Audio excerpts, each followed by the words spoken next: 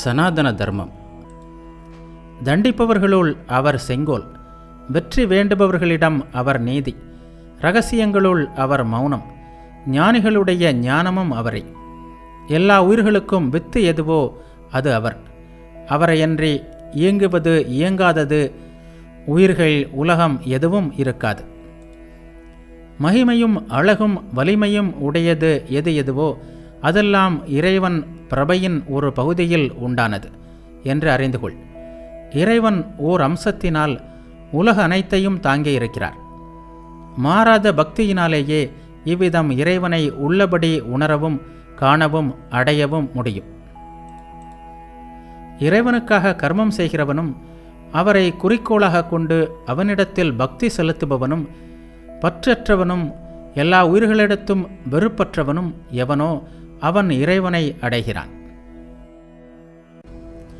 யார் எங்கும் சம புத்தி உள்ளவர்களாய் இந்திரியங்களை நன்கு அடக்கிக் கொண்டு சொல்லால் விளக்க முடியாத தோற்றத்திற்கு அப்பாற்பட்ட எங்கும் வியாபித்தும் சிந்தனைக்கு எட்டாததும் நகராததும் நிலைத்திருப்பதுமாகிய அக்ஷரத்தை உபாசித்து கொண்டு எல்லா உயிர்களின் நன்மையில் ஈடுபட்டுள்ள அவர்கள் இறைவனையே வந்தடைகிறார்கள்.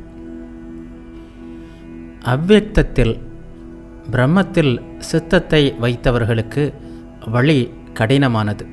ஏனென்றால் உடல் உணர்வு உடையவர்களால் அவ்வியக்தத்தை அடைவது கடினம். அவ்வியக்தம் என்றால் தோற்றத்திற்கு அப்பாற்பட்ட நிலை.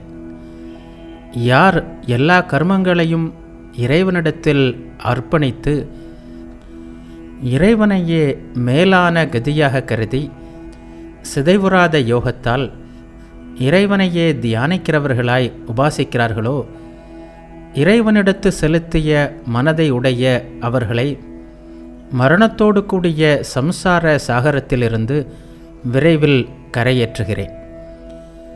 இறைவன் என்பது பிரபஞ்சத்தின் தலைவன்.